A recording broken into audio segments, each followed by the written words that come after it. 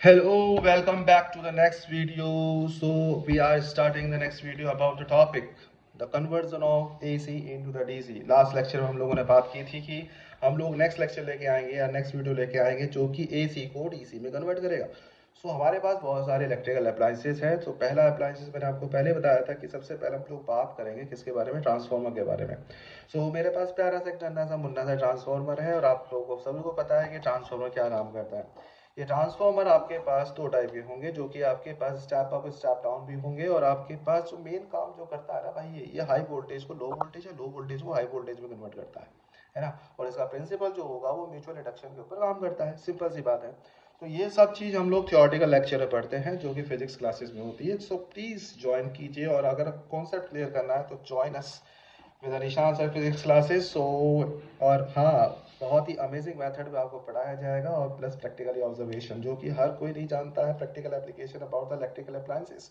लेकिन हम लोग यहाँ भी वीडियोस में डिस्कशन करेंगे। Let's start the video. देखो, यहाँ आपके पास प्यारा सा ट्रांसफार्मर है जो कि हमारे पास एक स्टेप डाउन ट्रांसफार्मर है। और स्टेप डाउन ट्रांसफार्मर क्या काम करता है? स्टेप डाउन ट्रांसफार्मर काम करता है हाई वोल्टेज को लो वोल्टेज में कन्वर्ट करता है। सेमीकंडक्टर डायोड के बारे में हम लोगों ने पढ़ लिया था कि मेरे पास एक सेमीकंडक्टर डायोड होगा जो कि रिवर्स बायस के ऊपर काम नहीं करता है। अगर करेगा तो उसमें वोल्टेज आपको ज़्यादा प्रोवाइड करनी पड़ेगी, जिसको आप लोग कट ऑफ वोल्टेज भी कहते हो, है ना। और लेकिन हम लोग ने लास्ट प्रैक्टिकल में क्या देखा था, ज़्यादातर बल्ब जो काम करते हैं, इलेक्ट्रिकल अप्लायंसेज जो काम करते हैं, फॉरवर्ड बायस के ऊपर काम करना है ना। वो तो हम लोग पढ़ लिया था। और प्लस यहाँ पर हम लोग छोटे छोटे अप्लायंसेज भी इस्तेमाल करेंगे। देखो, ट्रांसफॉर्मर है, आप लोग कैसे पता लगाओ कि इनपुट कौन सा है, इसका आउटपुट कौन सा है? तो जहाँ देख रहे हो, जहाँ भी आपके पास मल्टीमीटर में चेक करेंगे हम लोग। मल्टीमीटर में हम लोग जहाँ पर भी हमें रीडिंग नज़र आ जाए तो समझ जाना वो आपका इनपुट है, ठीक है। और जहाँ भी हमारे पास बीप का साउंड सुनाई देगा वो हमें समझना ये आउटपुट है हमारे पास। क्योंकि ट्रांसफॉर्मर खरीद के लिए क्या होगे, बाय करो भैया ट्रांसफॉर्मर दे दो। और सवाल ये है कि ट्रांसफॉर्मर को आप लोग कैसे पहचानोगे? आपको शॉप पे जाना है, शॉप पे जाके आपको कहना है कि भैया 12 वोल्ट का ट्रांसफॉर्मर चाहिए। वो पूछेगा एम्पियर, तो आपको कहना है कि 1 एम्पियर का हमें ट्रांसफॉर्मर चाहिए, ठीक है। तो जब तक आप एम्पियर और उसका वोल्ट नहीं बताओगे तब तक आपको शॉपकीपर आपको क्या नहीं देगा, ट्रांसफॉर्मर नहीं देगा, और आप लोग वापस लौट के आ जाओगे। तो आपको ऐसा नहीं करना है। हमारे पास ये प्यारा सा ट्रांसफॉर्मर है जो कि स्टेप डाउन। प्यार से मैंने डायोड जो लगा रखे वो मेरे पास, देखो डायोड को मैंने इसको बाइंड कर रखा है एक ब्रिज की फॉर्म में, ठीक है। ये वाला ब्रिज है, ये मेरे पास ब्रिज है। और ये देखो, हर एक चीज़ हम लोग आराम आराम समझेंगे जो कि आगे मैं डिस्कशन करूंगा। लेकिन अभी पहले कंस्ट्रक्शन थोड़ा सा देख लेते। तो प्यारा सा ये मेरे पास है क्या, ये क्या है? ये है मेरे पास कैपेसिटर। और कैपेसिटर, ध्यान रखना, कैपेसिटर डीसी का कैपेसिटर है। और एक कैपेसिटर को हम कितने माइक्रोफैरड का यूज़ करेंगे, कितने वोल्ट का यूज़ करेंगे, वो हम लोग थियोरेटिकल लेक्चर पढ़ते हैं। प्लस कैलकुलेशन के दौरान हम लोग ये समझते हैं कि हमारे पास कैपेसिटर या रजिस्टर या फिर हमारे पास जो एलईडी बल्ब हम लोग लगाएंगे वो कितने की होगी, या कितने इसके कैपेसिटर को यूज़ है, कितने माइक्रोफैरड की होगी, रजिस्टर हुआ कितने होम्स का होगा, और मेरे पास एलईडी बल्ब जो लगाएंगे वो कितने वोल्ट की होगी। ये तीन चीज़ हमें हमेशा डिस्कशन करनी होती है bye the help of calculation. ये ऐसे नहीं की जाती है, ठीक है, और जो कि हम लोग फिजिक्स में समझेंगे।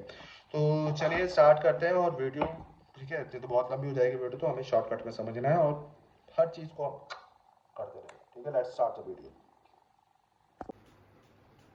चलिए हम लोग आज ये देखते हैं कि आपके घर में जो सप्लाई हो रही है वोल्टेज की, वो हमारे पास जो ऑब्वियसली बात है एसी सप्लाई होती है, हमारे पास एसी करंट सप्लाई होता है। और वोल्टेज की अगर हम बात करें तो मल्टीमीटर में चेक कर लेते हैं। तो हमारे पास मल्टीमीटर में देखो कितनी वोल्टेज सप्लाई हो रही है। वो हमारे पास जो घर में वोल्टेज आ रही है वो आ रही है 246 के आसपास। हमारे घर में जो वोल्टेज आ रही है वो उतनी आ रही है, ठीक है। तो हमारे पास प्यारा सा ट्रांसफार्मर लगा हुआ है जो कि स्टेप डाउन ट्रांसफार्मर है। तो हम यहाँ पे भी चेक कर लेते हैं कि हमारे घर में जो ट्रांसफार्मर में मैंने लगाया हुआ है वो जो वोल्टेज सप्लाई हो रही है वो ट्रांसफार्मर कितनी वोल्टेज को सप्लाई करेगा। तो एक बार चेक कर लेते हैं। तो मैंने एक टर्मिनल से ज्वाइन कर दिया है रेड टर्मिनल, और दूसरे टर्मिनल से मैंने ज्वाइन कर दिया है ब्लैक टर्मिनल। तो चलिए चेक करते हैं। तो मेरे पास जो वोल्टेज सप्लाई हो रही है वो सप्लाई हो रही है bye the help of transformer 10 के आसपास, ठीक है। तो ये 10 के आसपास मेरे पास ये वोल्टेज है। तो ये मेरे पास कौन सा ट्रांसफार्मर है? स्टेप डाउन ट्रांसफार्मर है, ठीक है बड़े बच्चों। चलिए आगे स्टार्ट करते हैं। चलिए start the construction of this conversion of AC into the DC. तो देखो मेरे पास ये ट्रांसफार्मर प्यारा सा लगा हुआ है, और ये आपका हाई वोल्टेज को लो वोल्टेज में कन्वर्ट करेगा, जो कि आपका 12 वोल्ट का ट्रांसफार्मर है। और यहाँ पे लिखा हुआ है 1 एम्पियर, जो करंट इस फ्लो का आउट करेगा वो 1 एम्पियर का। और मेरे पास प्यारे से 4 डायोड लगे हुए हैं, सेमीकंडक्टर डायोड, जो कि ब्रिज की फॉर्म में मैंने यहाँ कनेक्ट कर रखे हैं। आप ये देखिए कि ये जो टर्मिनल है ऊपर वाला टर्मिनल और मेरे पास है नीचे वाला टर्मिनल, ये एसी का कन्वर्जन है।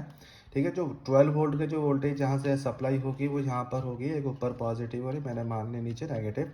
ठीक है, तो यहाँ और जो दूसरे टर्मिनल जो है, ये वाला जो दूसरा टर्मिनल है, ये वाला टर्मिनल और दिस वाला टर्मिनल, ये आपका डीसी कन्वर्जन है। ठीक है, तो रेड वाले टर्मिनल को मैंने पॉजिटिव दे रखा है और ब्लैक वाले टर्मिनल को मैंने नेगेटिव, और इसी से मेरे पास एक 25 वोल्ट और 4700 माइक्रोफेरेड का capacitor that can be joint in a parallel में मैंने ज्वाइन कर रखा है। ध्यान रखिएगा पैरेलल में ही ज्वाइन करना है। अब कैपेसिटर को क्यों कनेक्ट किया जाता है यहाँ पर, वो हम लोग थियोरेटिकल लेक्चर में देखेंगे। और यहाँ मेरे पास एक प्यारा सा रजिस्टर लगा हुआ है जो कि 2K का रजिस्टर है, और यहाँ पर रेड कलर की मेरे पास एलईडी लगी हुई है, लाइट एमिटिंग डायोड जैसे आप कहते हैं। ठीक है, तो हर एक कलर की डायोड का अपना अपना एक टर्मिनल वोल्टेज होता है। इसका 1.6 से लेके 2.03 के अप्रॉक्सीमेटली होता है। तो अलग अलग कलर का अलग अलग डायोड्स है, तो ये दोबारा कन्वर्जन।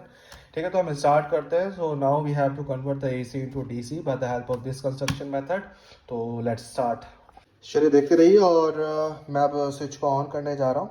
तो लेट्स बिगिन। मैं स्विच को मैंने अपन लोगों ने ऑन कर दिया है। देखिए एलईडी बल्ब जल गया ना।